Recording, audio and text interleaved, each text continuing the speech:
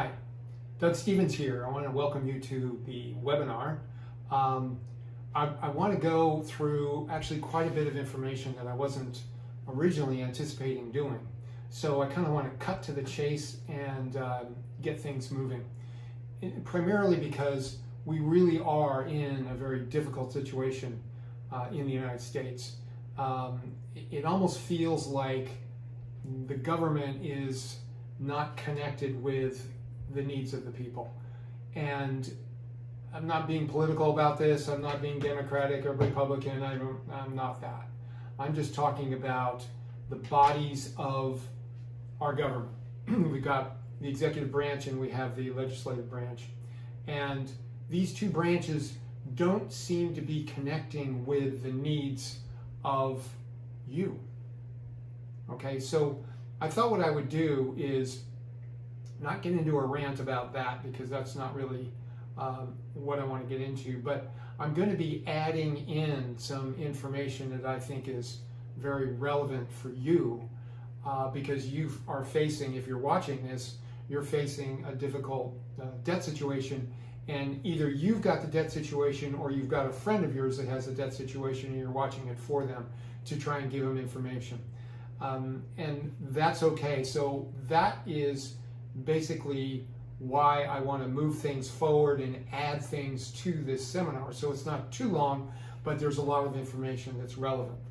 I'm going to just tell you very briefly about me. I've been in the debt industry helping people to get out of debt through either debt coaching or just directly dealing with their creditors for the last 22 years.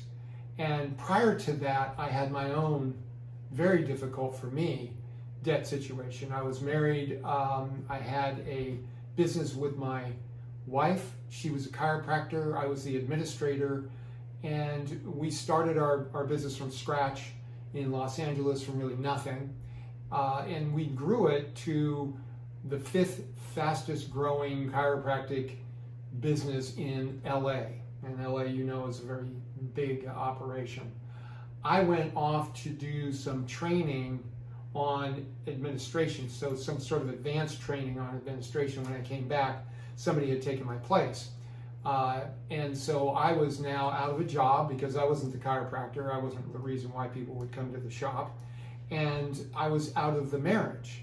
And so I had no income and I had $35,000 worth of debt, and it all freaked me out. So you can add a divorce together with debt, and there was a lot of sleepless nights. If I did sleep, it was waking up suddenly in the middle of the night going, what about this and what about that and what's going to happen, and are my creditors going to sue me? Are they going to take my possessions? Are they going to put a lien on my bank account? What's going to happen to me? You know, am I going to be going to jail? Are they going to come by and repossess the car? What is happening? I did get a job a few months after this whole debacle, and it was about 2/3 of what I was making. So I didn't have enough money to be able to pay my creditors. So my problem, my worry, my upset about even my marriage continued. And I talked to a certified public accountant friend of mine, and I was helping him with the situation, believe it or not. And I asked him, I said, Brad, is there anything you can do? I've got a lot of debt. I don't know what to do about it. I'm freaking out. And he said, yeah, talk to Dr. Paul. I don't know who Dr. Paul is. I phoned him up. I was a little bit worried about that. Like, what's this guy going to try and push me to do? And I phoned him up and I talked to him. We talked to actually 4 hours. And at the end of that conversation, I knew two things. One, he was going to help me get out of debt. And two, I could help other people with similar problems get out of debt themselves. And so both of them occurred. What he did for me was he trained me on all the material, all the information related to debt, being in debt as a debtor. What do I expect from creditors? How do they work? What about legal? What about repossessions? What about all these things that go on? And as a result of getting that information, not only was I able to help my clients out, and we grew really fast, by the way. It started in 1998. and we grew incredibly fast. In 3 years, we had 4,000 clients, and we were making about $5 million a year. We had 100 staff. We started out with 3 of us in an apartment, one of those garage starting business type things. Bad partnership, not good, so I got out of it, but I started my own again in 2003. But regardless of that, the information that I got from Dr. Paul, I was able to train my staff, who in turn trained the public. And so it was kind of that way. And what I did was I compiled all this information so that I could train you directly. There's no going through anybody. It's my knowledge of the debt industry, how it works and everything, training it to you. Now today, in this free webinar, I promised you, and you are going to get 2 secrets that are very important on getting out of debt. And the second one is vital. And at first you might think, oh, come on, this can't be that big a deal. But I'm telling you, it is a big deal. Number 2 is a big deal. Number 1 is a big deal, right? But number 2 is huge. However, I'm actually going to add on a couple of more things. One, very quickly. I'm going to tell you that very quickly. And then the second one I'm going to spend a little time on. And the reason why is because people are now going in this direction on the second thing I'm going to talk to you about. And I want to help you understand that, because it is a freaky thing. And it's what happens if your creditors decide to sue you.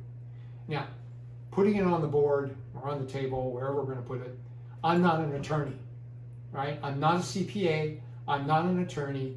I'm giving you 22 years of experience on what happens on the legal side of the game. Okay, so what happens with our clients if things go legal, and where can we as a company step in? Where can you as an individual step in to stop all of this from continuing on to the end result that we don't want? Okay, so, but first things first, I want to take up credit. All right, people worry about their credit. They're just freaked out about, my God, what's going to happen to my credit? And they imagine things that, I get it. I really do get it. They worry about these things. Am I going to be able to get a car? Can I, move out of the place that I'm in to an apartment? All these things are concerns. I get it. I understand. I have been there. But the situation with the credit is a couple things that I've found. One, most people don't really know what their credit score is. They talk about how great their credit score is, or it's a good credit score, or whatever. And then when I ask, well, when was the last time you got your credit score? Oh, I'm not really sure. I think maybe it was maybe a year ago, year and a half ago, something like that. Okay, well, that's way too far away to know whether or not your credit score is still good, especially if you're in a difficult debt situation. But I'm going to tell you now, and this is the reason why I'm bringing this up. One, find out what your credit score is, right? But the second thing is, don't worry about your credit. You've got debt to worry about. If you go to bed at night, like I did, you're going to be worried about your debt and what's going to happen with your debt and what's going to happen to you because of your debt. You're not going to be worried about your credit, right? That's going to come up as a line item, meaning one item out of a whole batch of information, like, oh my God, I've got all this debt, but what about my credit? Is one little line. Just forget about it. Let's get out of debt and then fix your credit up. Your credit is going to be a battleground. It's once you get out of debt, the battleground is there. We need to clean it all up, right? I say we without us. We don't necessarily clean up credit. We point you in the right direction to get your credit cleaned up. But the point I'm making is that you want to clean up your credit after you get out of debt, because things are going to happen as you're getting out of debt, right? So you want to not just bit and piece your credit together hoping it's going to get better. I'll give you a great example. I have a friend of mine who has credit scores of over 800 on all 3, right? Experian, Equifax, and TransUnion. All 3 of them are over 800. She can't get a refinance on her house because she's got one item on her credit reports that was a late on a car payment that never existed. The problem never existed. But the creditor reported this, and they were refusing to take it off. So finally, after 6 months of going back and forth, she finally got this thing removed. Now she can get a refinance. Okay? So the point that I'm making is you can have a great credit score and still not be able to go forward because you still have items on your credit report that are working against you. All right. That's one thing. The next thing I want you to know is something you may already know, but I want to tell you anyway. And that is that there are 3 levels of payments that an individual will make every month that have a priority. And your creditors know what this priority is. They know this. The first priority is paying your rent or your mortgage. The second priority is to pay your car. Your automobile's got to be paid, otherwise you may not be able to go anywhere. The third item is your debt, is your credit card debt. They know this. Their game is to try and move from the third position to the first position. And they want to do it without creating problems or breaking the law. So they will take the law part as far as they can go on this thing before they're going to break it. And they're doing it in order to try and push themselves into the first position, as an example. And now we're going to go over this next. As an example, they can warn you that you could get sued, right? Now, they're not going to necessarily say you could get sued. They're going to say things like, we're going to move it to our legal department, all right? And that's enough to freak you out. But they're not saying it with a threat. They're just saying, yes, we could move it to our legal department, right? Even a letter may say, you know, we're looking at the possibility, it's possible that it's going to move to our legal department, that sort of thing. So that's the next thing I want to take up with you, is the legal part. But the point I'm making on this is it's your rent mortgage, it's your auto, food's going to be in there also. But then, and I'm talking about debts, then it's going to be your credit card debt. Okay, so hang on just a second, I got to get this thing going. All right, so I'm going to just give you a briefing about the credit card, excuse me, the legal point, okay? So this is your debt going legal. It's kind of the sequence of how this works. So the first thing is that there's going to be some sort of a threat, right? So you're going to get a threat about legal. It's going to come to you in a letter, or it could be a phone call. Some way they're going to let you know this is a possibility. Now, credit card companies have their own legal department. That's all fine. And there's attorneys in there, and that's all fine too, right? But they don't necessarily sue you from their legal department. And this is a critical part. If you live in Michigan and your creditor is in Maryland,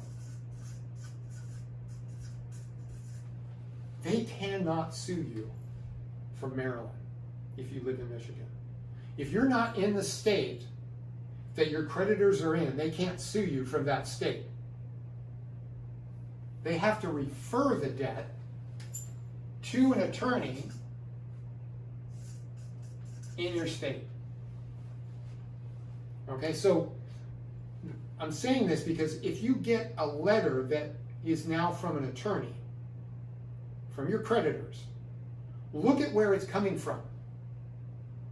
Because if it's coming from their legal department in Maryland, and you live in Nevada, or you live in Georgia, or wherever you live, they're going to look like they're going to sue you, right? They can't sue you from Maryland. They just can't do that, okay? So the second thing that you're going to get is a 30-day letter. Now, the credit card company is suing you. They have to come up with the evidence that you actually owe the debt. Okay, it's the burden of proof is on them, not you. And that's an important thing. So this 30-day letter means when you get it, you have 30 days. When you get it, my suggestion is take a picture, put the date on it, take a picture of it, so that you've got this letter. Keep the darn letter. Keep it even to the time that you received it. Just keep it. Don't throw it away. Don't go, oh my God, and throw it away and hope it all goes away. This is a 30-day letter. It's a legal point for the banks and credit card companies. They've got to give you this. And what it does is it puts you in a position where you can challenge the fact of whether or not you owe the amount of money they say you owe.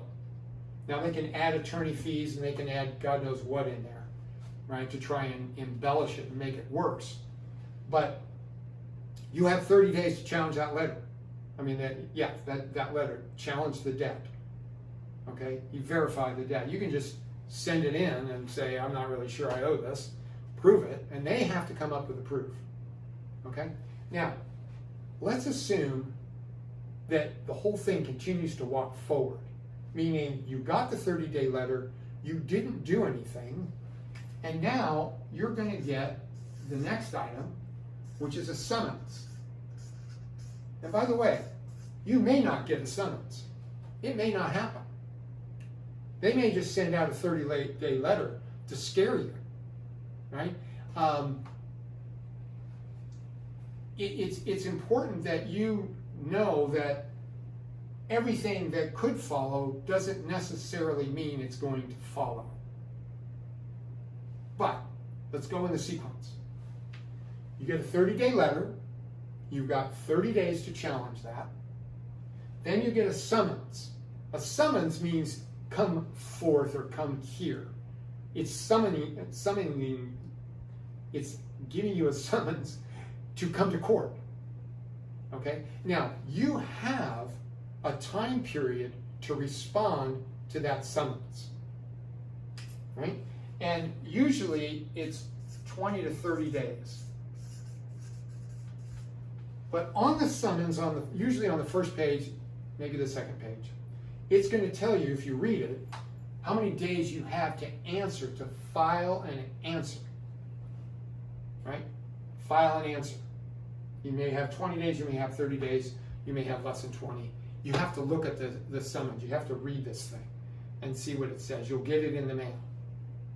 Okay?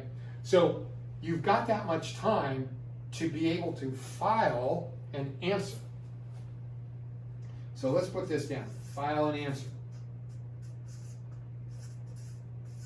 Now, an answer, you can get these things. You can Google file an answer for a summons, and you'll get forms and various things like that. But here's the point, is you want to file an answer to put a block in on the summons. If you don't file an answer, it's going to automatically go here, and that is number 5. It's going to go in for a default judgment. Now, a default judgment simply means you didn't show up on court, and the accusations, is what the summons is, that you owe the money. The accusation is you're guilty. You're just automatically guilty. Right? So if you don't show up and the summons is there in court, they just go boom. Judge goes boom, it's guilty, next. Okay? So if you file an answer, it puts a little bit of a block in that whole thing. It adds time to their strategy of suing you. So you get the idea of this. You get the idea that an attorney sends their 30-day letter, nothing happens, they send their summons, nothing happens for the 20 or 30 days or however many days you have to file an answer, no answer is filed, they're out on the golf course, their summons is in court, and it's a default judgment right away. Boom, you're guilty. All right? Now, they have to get a judgment first before they can go ahead and do other options. The other options are they can put a lien on your bank account, right? They can put a lien on your property. They could, put a lien. Well, those are the two things, right? They could also garnish your wage, right? So, garnish your wage. Those options are here after they get a judgment. So they first have to get a judgment, then they file for approval to put a lien on your bank account or your property or garnish your wage. Okay? So you start seeing the sequence here. You have time. If you file an answer, you're adding time to the whole process.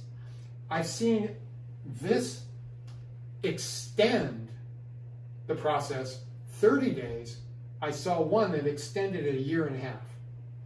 A lot of them extend 2 or 3 months from the summons. So you get a summons, you file an answer, you've now given yourself 3 months worth of time where you have to do something about the whole debt. Now, why is that important to know? Because it gives you time to do something about the situation.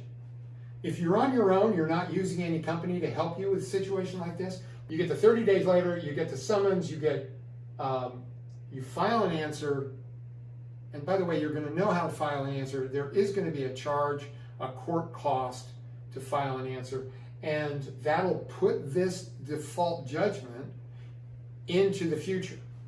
And it will no longer be a default. Default means it just happens. It just goes to that, automatically goes. The default part of it goes away, and now they have to, the creditor has to prove that you in fact owe the money. So file an answer, you add time to it, and it prevents liens from bank accounts and property and garnished wages if you handle it. If you don't handle it, and they do get a judgment in the future, they can do liens on bank accounts, properties, and garnish your wages. Okay? So you want to stay on top of this. This is something that makes people go, oh my God, oh my God. And I understand, I really do, I understand. Okay? But the point is, if you follow this, you'll be all right. And so this is the information that I wanted to give to you. I want to give you an example of somebody that followed this route with my company, and they came into the company as a client, and they had $35,000 of debt with a particular creditor. I'm not going to say who the creditor is because they might be embarrassed. But anyway, they had $35,000. The guy was from New York, right? So what we said was, because he came to us already with a problem, he had already gotten summons. So he says, what do I do about this? And I said, show up in court. Just go to court, right? The creditor was suing them. He was in New York. The creditor was suing him. The creditor was in Maryland, and they transferred the debt to an attorney in New York. Now, you've got an attorney in New York who's got all kinds of things going on, the least of which is a $35,000 debt that our client had. Like, it's not on the top priority of their list. So what happened was, we told our client to go to court. And he's like, oh my God, it's freaking. I get it. I totally get it. But you're going to find that the judge is going to be okay that you're there. They're not going to pound you at all, right? Because they're actually on your side, believe it or not. So the guy showed up on court. Guess what? The creditor attorneys never showed up. The ones that they transferred the debt to that was representing the creditor, they never showed up. So the judge says, okay, we just throw it out of court. That creditor had to do it all again. So the creditor had to do the 30-day letter, the creditor had to do another summons, and all Our guy showed up at court again. Now he's cocky because he's done it once and he knows it's not a big deal. They didn't show up a second time. The attorneys for the creditors didn't show up a second time. And the judge says, this is dismissed completely and it'll never show up in my court again. So our client could never be sued for that $35,000 again. So there is something to say about taking the step of showing up, but each situation is different. If you understand generally what they're going to do, it takes a little bit of the freak out away from you, and you feel like, okay, this is the first step, so then the second one's going to show up, and if I get the summons, I file the answer, that's going to add time. I can run around trying to figure out how to get money. I can talk to their attorney and figure out what to do. We can make it all go.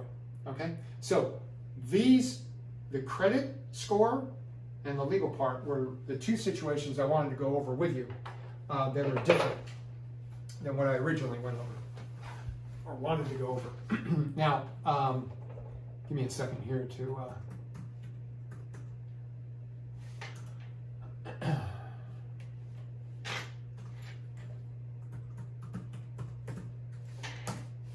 okay, so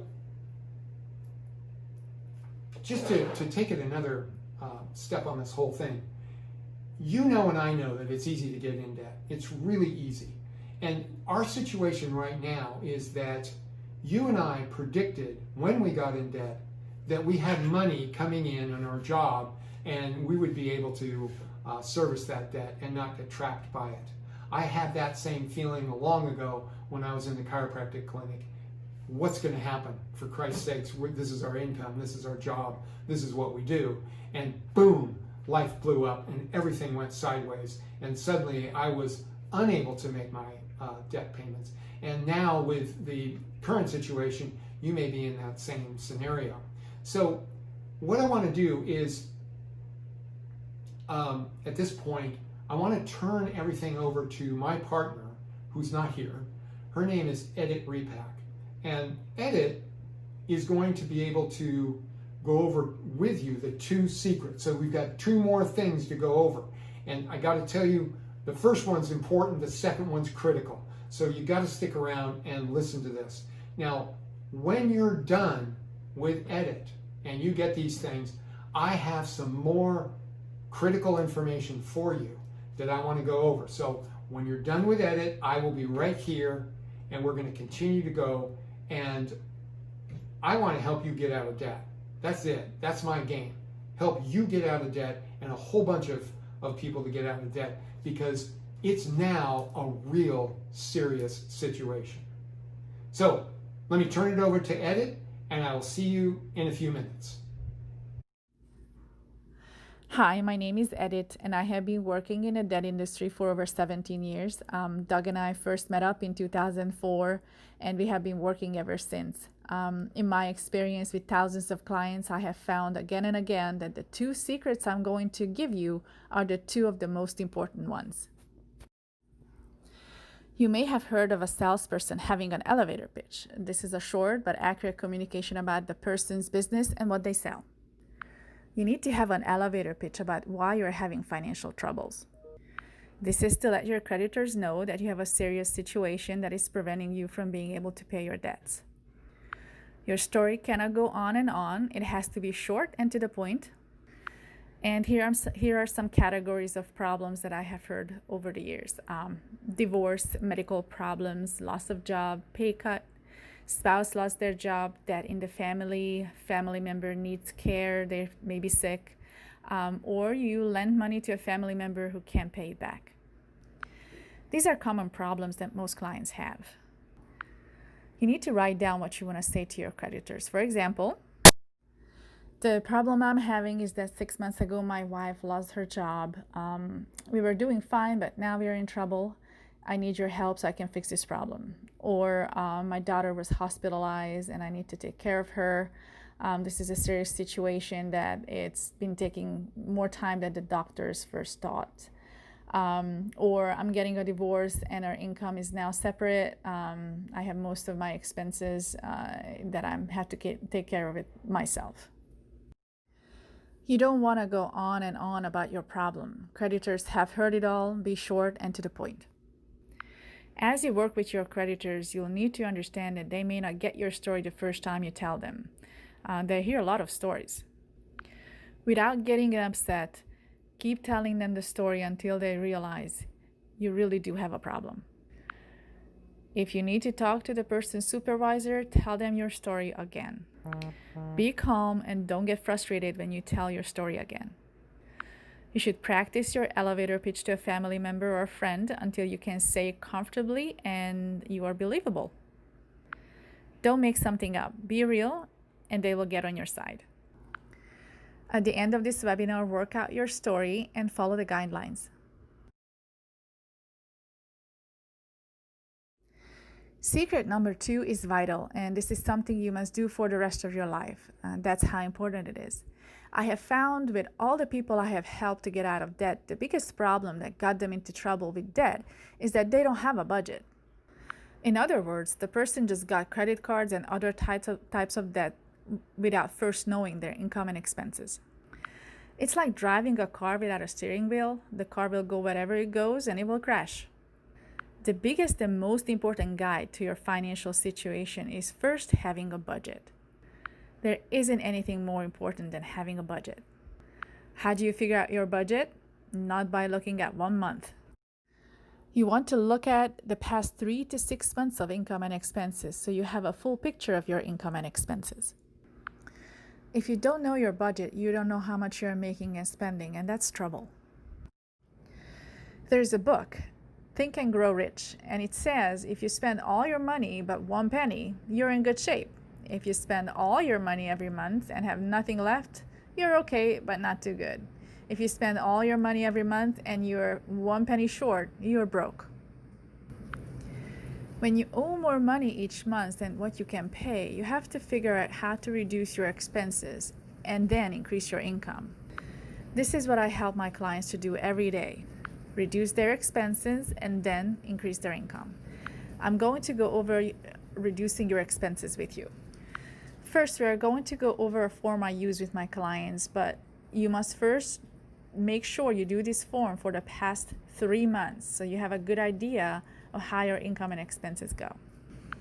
You may need to fill out a form for the past 6 months so you have a bigger picture of how your income and expenses go.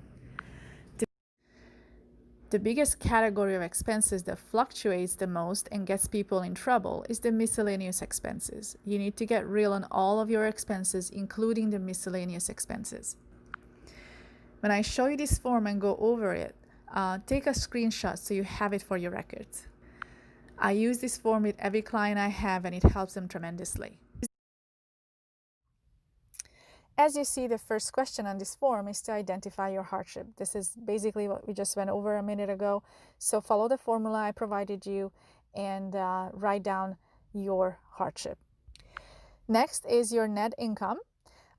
So especially for individuals whose income is not the same every month, the best way to really figure out what monies you actually bring in is to add up the last 3 months worth of income and divide it by 3.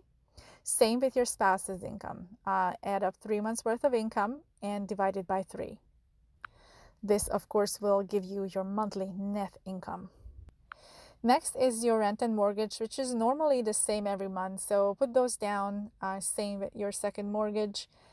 Make sure you include the property taxes. Sometimes you don't pay it every month. So if it's an annual property tax, make sure you divide the property tax by 12 and put down a monthly expense. Same with gas and oil. See what you spent the last 3 months divided by 3. So really all of this you want to divide it by 3 if the amount itself changes all the time. Make sure you put down the water, phone, cable, groceries, childcare, tuition, health insurance, prescription, life insurance, child support, any type of loans you have, auto insurance and maintenance, gas, personal loans, student loans, and of course, miscellaneous. Add these up and these will be your monthly expenses. Now deduct this amount from your income and this will give you your income versus expenses. If your expenses are less than your income, you're at a good spot. But if it's more than your income, then you definitely want to address the situation. So this is the income and expenses sheet I normally use with my clients, and it has helped them tremendously, and I really hope it helped you as well. All right, welcome back. So hopefully you were able to get a lot of good information from Edit regarding the 2 points, which is having your story, like what is your problem? What is the difficulty that you're trying to solve? What did you run into that made it difficult for you to pay your debt? And then the second one, which is even more critical, is what is your budget?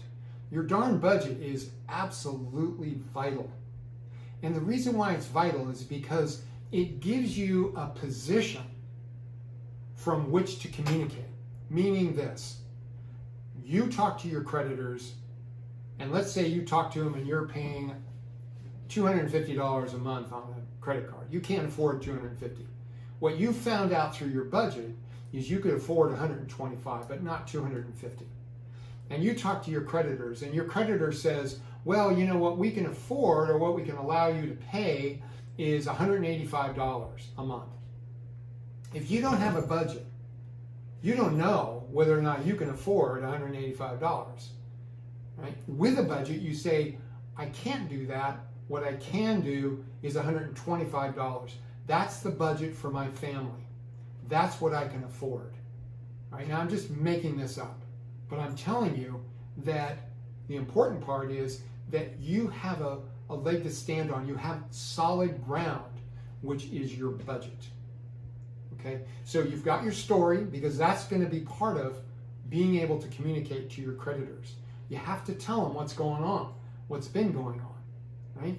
And then you stand by with your budget to make sure that it falls within what you're capable of doing. Now, let's go over this. This whole scene here is, it's you versus your creditors. Now, like it or not, it's a game. And a game has goals in it, right? So if we take this as a field and we divide it in half, well, we're going to look at this as a game. On one side are your creditors. Now, your creditors know how to play this game. They know how to play it. They've got, the banks and the credit card companies, and they've got collection companies, and they've got attorneys, and they've got credit unions. And these guys over here have 50 years of experience. There's 50 years of experience. They've already gone through it. They've got laws, they're restricted. Part of any game is the restrictions to the game. You can't go out of bounds, right? You can't throw to your friend over here in a football game and have him run that way and score a touchdown. You've got a framework of the game itself. These guys have a framework, and they know how to play within that framework. And if you're like me, when we were kids, we knew what the framework was, and we were busy trying to figure out how to get around the framework. How could we get away with stuff, especially with the substitute teachers? So these guys are busy trying to figure out how to get around it. I guarantee you that. I guarantee you that. They'll rename things. They'll do all kinds of weird things, okay? But they know what to do. They've got 50 years of experience. Guess how much you have? And here you are over here, right? And how much experience do you have? Zippity-doo-dah. You have nothing, right? And if you don't know what you're doing, you're going to lose. So what you need in this side of the game is experience. You need knowledge. You can't take your debt, and some of you might want to do this, but it's not a right idea. And that is, you can't take your debt and hand it off to somebody and say, you deal with it. I'm walking away. You deal with it. Oh, I get a computer program that gets to see where things are? That's really great. But how do you know you're getting the best deal? How do you know it's going in your direction, really? you're running blind. So this is where we come in. This is where having knowledge about anything is beneficial versus not having any knowledge about it. So I'll give you a good example. Driving a car. I have a friend of mine that's a high-end car repair guy. He's got a beautiful place. They got Rolls Royces in there and Bentleys and Mercedes and BMWs and all these high-end cars, right? My friend knows exactly what's going on with the car because he's got the equipment. But he also knows what could be going on because he's got an ear and he has experience and he has knowledge. So we take these two scenarios. You're driving down the car or down the freeway in your car with no knowledge about cars and a noise suddenly happens. What are you going to do? You're going to freak out. Oh my God, what's that? Where did that come from?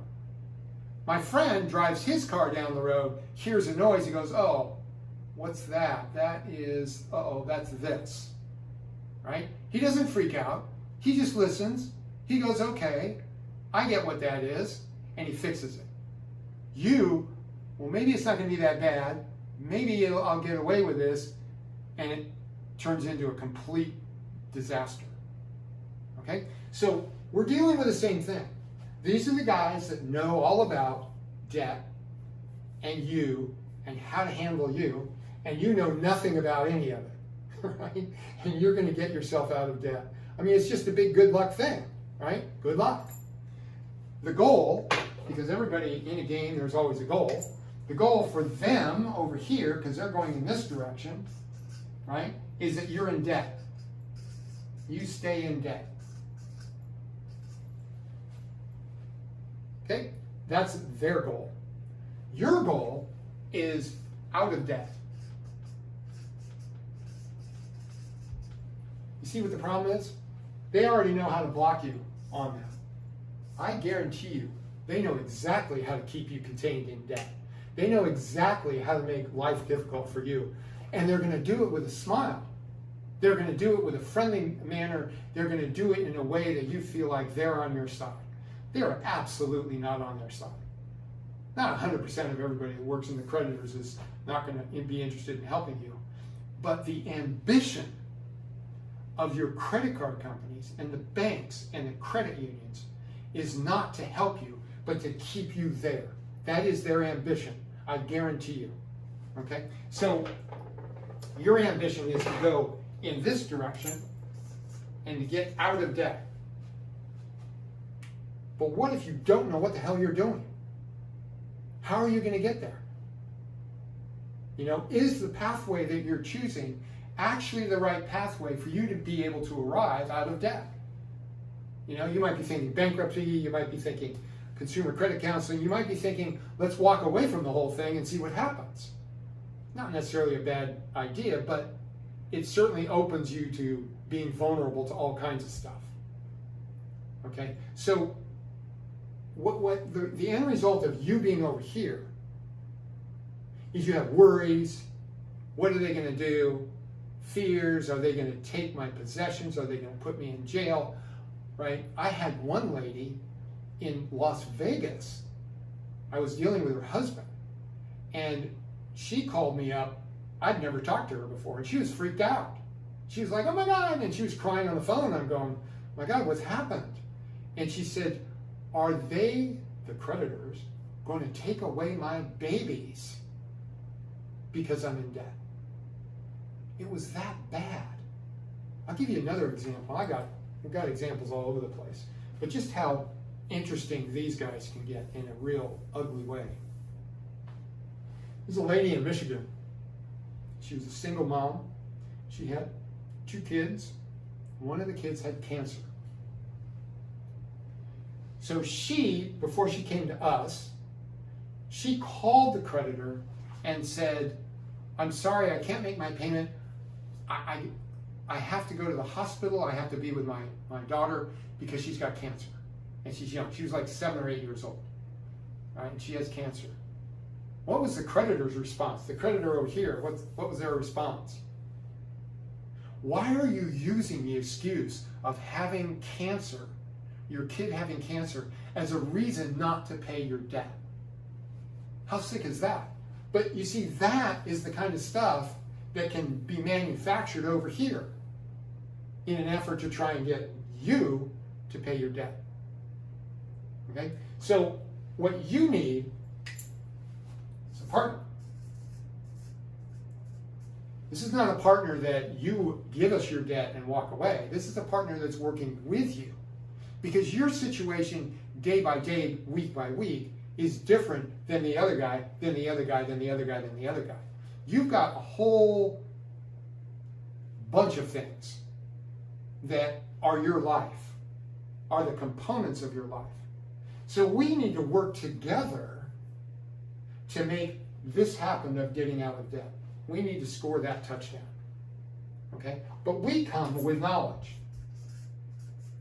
And I can tell you this, that you have to get that knowledge. You have to. All of our clients, and we're talking thousands of clients, all of our clients get knowledge. Now, 65% of our clients actually make it out of debt. The other 33% just can't do it. They either have to do bankruptcy or they just don't make enough money to be able to help themselves get out of debt. Right? The last 2%, 2%, very small percent, complain. You're always going to have people that are going to complain about anything. You can be absolutely perfect and you're going to find somebody that's going to complain about it. Right? So that's something that we have. We expect 2% of the people that our clients to complain, right? Which is tiny. Right? 33% can't make it because they just don't make enough money. They have to go into bankruptcy, or they just have to walk away and see if that works. 65% make it.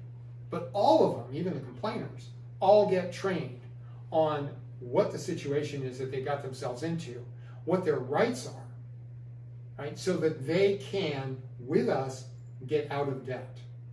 Now I'm going to make one more analogy and then I'm going to show you specifically what I'm talking about.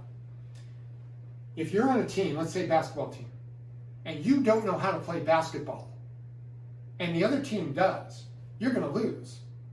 If you have a team of people that don't know how to play basketball against a bunch of guys that do, you're going to lose. Doesn't matter how good your coach is.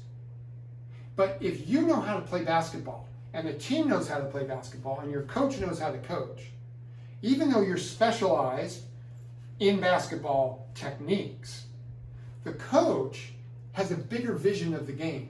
The coach can see the bigger picture. And the coach guides you along based on the bigger picture. He's the counterpuncher to whatever they're trying to do. He's the guy that says, this is what we need to do to overwhelm the opposition. Okay? So in this case here, you can have knowledge, but having a coach now is going to help you with those specific creditors that you have. Wells Fargo, Chase, Citibank, Discover Card. These guys here, or even attorneys, collection companies, right? The coach already knows how to deal with these guys. You have the knowledge that they all exist. You know how they operate, but you don't know specifically in that moment of time what's the best thing to do, right? Which of your creditors should you go after first, second, third, etc. The coach is going to know that. Okay, so let me show you what I'm talking about as far as this information is concerned. This is a mastermind class. Edith and I train our clients.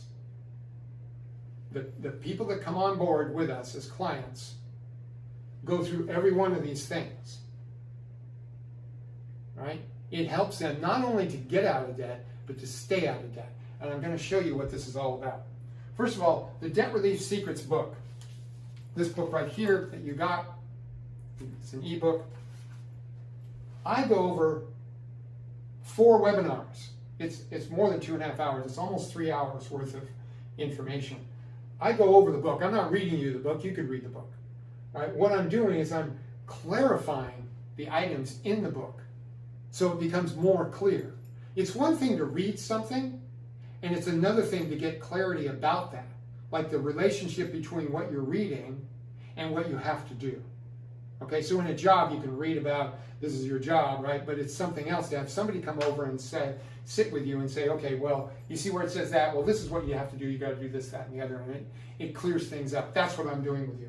So Debt Relief Secrets, 4 webinars, about 3 hours. The next one is Debt Negotiation Secret. It's my second book. You'll get this book also, right?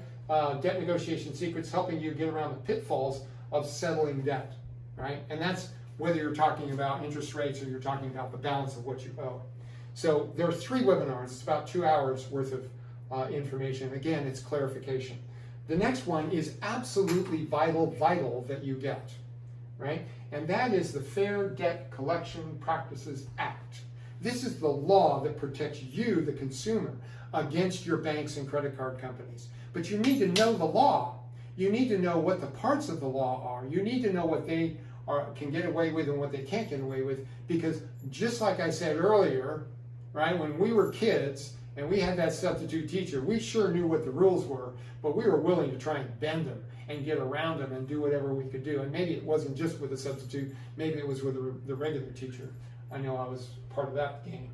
So here, it's your knowledge of the rights, because your creditors are going to try and get around it. They're going to try and swing their way through it. They're going to, threaten you in some way or make you feel bad or call you at the wrong time or do whatever. And you need to know your rights. Now, if you know your rights and they violate those rights, you can sue your creditors and you can get money in that lawsuit. The Federal Trade Commission is a government agency that's actually on your side, the consumer, that protects you, helps to protect you from the banks and the credit card companies and what they can do, right? And the banks and the credit card companies have their laws that they can run by, right? And this is your right. You need to know this. It's vital. The next thing is talk about creditors. This is done with Edit. It's a phone interview that I did with Edit. She's real time right now with creditors. She deals with them every day. Her staff deals with them every day. And they actually change. It's not the same month after month after month. I'll give you an example, right? Bank of America, this is years ago, had a 6-week window of time where they were willing to take 17% of what you owed. 17%. So in other words, if you owed $1,000 to Bank of America and you were behind on your payments, they would take $170 and call it even. And there was a 6-week window of time. So what we did was all of the people that had Bank of America, debt, we just rushed them through this particular thing. And then after 6 weeks, it went back up and, they would settle. Bank of America was settling, I think, for normally about 40% to 50% of what you owed, right? Why did they do that? Because they had a cash thing. They needed cash because they were going to purchase another bank. So they had to get a cash flow. So they went into that area and said, let's get cash right now. All right, so they opened up the door. They're going to do that. Chase account is another example. Chase was traditionally settling with me. I would negotiate with them for 35% of what you owe. So you owe $1,000, they would settle it for $350 and call it even, right? Suddenly they would not go below 50%. They just wouldn't do it. That was it. And they ran that for about 1.5 years. And then suddenly they went back to 35%. It was okay to do 35%. Okay? Discover Card, they do their thing. Citibank does their thing. All these creditors, and including collection companies, but all the main creditors, they'll change around all the time. So a talk about creditors is a critical one. You need to know that. Okay? We have coaches that help you to be able to handle your creditors, right? Because they know real time what's going on with your creditors. So this is going to give you a briefing about that. The next one is a talk with the original debt negotiator.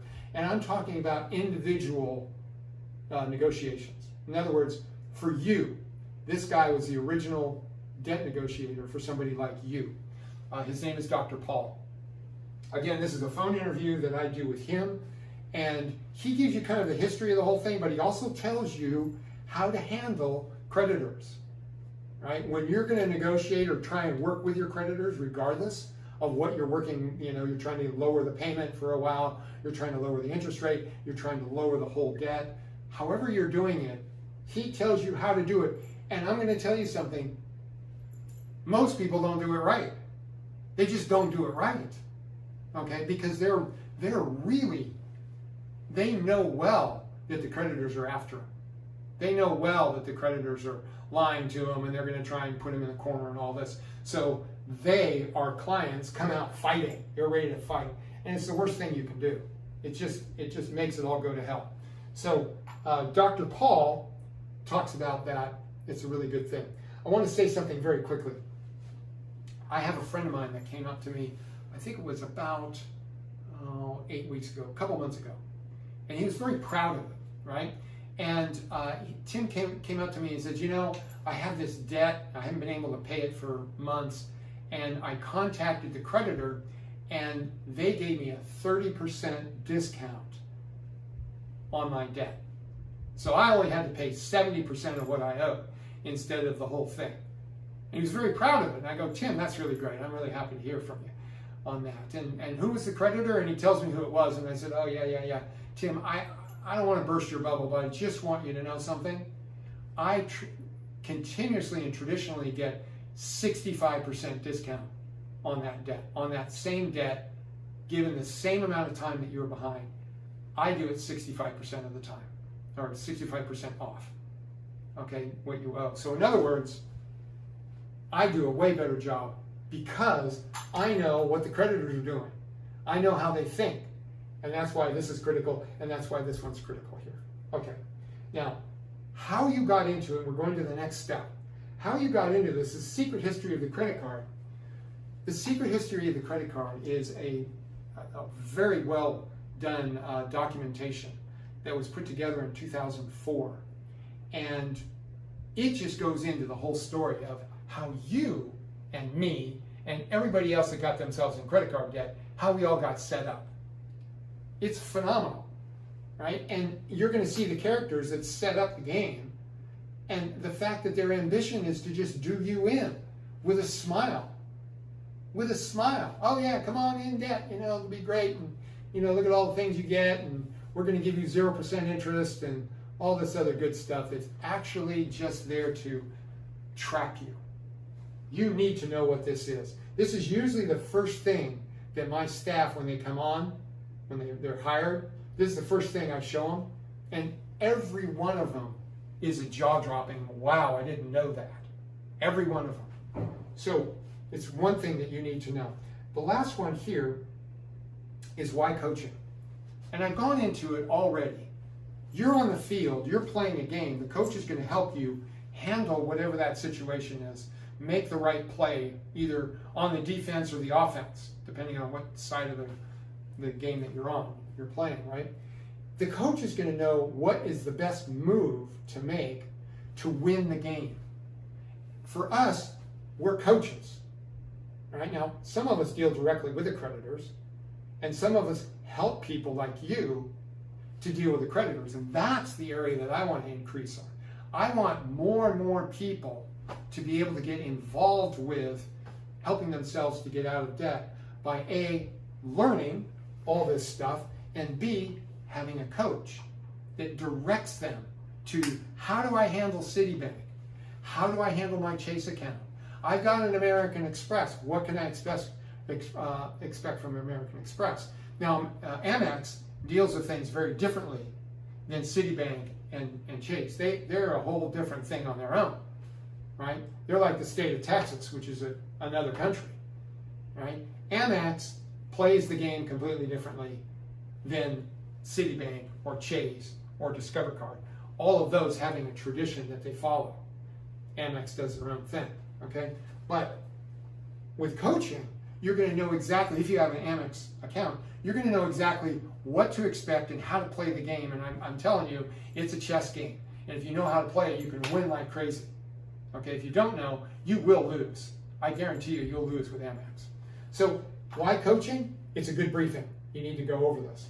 Now, all of this, and I'm leaving the bonus out for a second. All of this stuff costs my clients over time, over a period of time while they're with me, it costs them $3,000 to get all this information. This is a lot of experience. This is over 20 years of experience that I've compiled, put together. I've verified it with Dr. Paul to make sure that it is exactly right. I've also verified it by experience. I negotiated for people for years, millions and millions of dollars worth of debt I've negotiated. So I can see whether or not my idea in any one of these categories actually works. Okay, so through the trial and error, I've assembled this information. So people pay $3,000. You're not going to pay $3,000, so don't get all upset and turn this thing off. That's not what I'm going to do to you. Okay, but I just want you to know that that's the value of all of this is $3,000. Okay, now I've gone over this with Edit, and we agreed that we want to give you this package. Now I'm going to give you a price, and then I'm going to tell you something else. We want to give this to you for $597. So instead of $3,000, it's $597. But I'm going to run a special, right? And this is why. Because I want the next 100 people to get this package, plus they're going to get a bonus. And now we're on to this last item right here. The bonus is 1 hour free with a debt coach. Okay, now let's talk about what the debt coach is going to go over. This 1 hour free with the debt coach is, first of all, we're going to create a relationship with you so that you know that you can trust us. All right? It's just vital. We aren't just going to come at you and talk at you and kind of be a robot and, oh yeah, do that thing. We're not going to do that. We're actually going to communicate directly with you, talk to you. What is your problem? Remember, Edit went over that already. What's the difficulty that you're having? What's the problem that got you into debt? That's going to be discussed to make sure that we've really got a good, legitimate problem, right? Now, what is happening with your creditors? Where do your creditors stand? Are you on time, but you know you're going to have a problem? Are you behind? How far behind are you? If you're behind, what would be the next move? Are you way behind? Is everything in collections, right? Where is everything at? This, we've got to get a picture painted right here with this, okay? Then, what is your budget? Now, it's not necessarily in this order, but it doesn't matter. Now we're going to go over in detail with you your budget because we want to get it right. If we're going to talk to your creditors, we have to have a firm position to talk from. And that firm position is your budget. And then, once we get all this information, then we put together a plan that is a doable, and I've got this underlined here, doable, meaning it's something that you can do. It's a plan for you, right? It's not a copycat, let's just do this plan, good for you. No, we're talking with you about your situation in life to give you a plan that you can agree with that's doable for you, okay? So now, and we're going to email that to you. So now, how are you going to handle your debts? We're going to go over all this information and we're going to go here, right?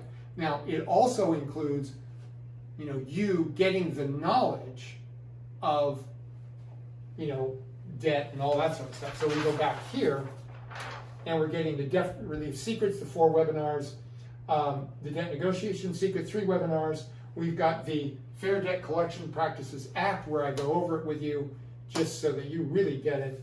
A talk about creditors with Edit, a talk about with an original debt negotiator, a personal debt negotiator, and that's Dr. Paul. He actually started this whole industry of negotiating for people. It was now about 35, 37 years ago. He was really the original guy. He set up the whole thing that now you see companies making millions of dollars doing, right? The format for that was all set up by Dr. Paul. It's pretty interesting. And then the secret history of the credit card, why coaching, and then the bonus. All of this, I told you was $597, but we're going to go this way. I want to get the first 100 people. After 100, it stops. But the first 100 people, I'm going to give it to you for $397. $397 for the first 300. And after that, after the next, the 101, it's going to go back up to $597. All right? So I want you to take advantage of this. I want to help you. We've got an hour of coaching, right? It may take longer than that. Even if it takes a couple hours, I don't really care. I don't care about that. What I care about is that you are getting helped. that you know that you're going to be able to make it. That's what I care about, because enough of the debt, enough of the problems related to debt, enough worry, enough fear, enough anger, enough problems, enough of that stuff, okay? So I'm here to help you get out of debt, and this is our package in my offer for you. Now, all you need to do is fill out the form that's below, right? And you're going to put in your email address, and you're going to give us some information, and then you're going to go to the payment page, and you're going to just put your name and address and all that stuff in there, right? Plus the payment method. Believe it or not, it's going to be a credit card, right? Or PayPal, and rush it off to us. Now, when we get it, we, within 24 hours, are going to get a hold of you, and 24 hours meaning it's a work day, not necessarily on the weekends. But we're going to get a hold of you, and we're going to set an appointment with you and your debt coach. And you guys are going to be able to get into it. And I'm going to tell you, you're going to come away with a sigh of relief. Not because you're out of debt, but because you're actually confronting the problem and you're doing something about the problem, which is a hell of a lot better than sitting back hoping it's just going to go away, and you know it's not going to, and I know it's not going to. So let us help you get out of debt. Let me help you get the knowledge, get the information so that you can get out of debt. I hope to see you soon.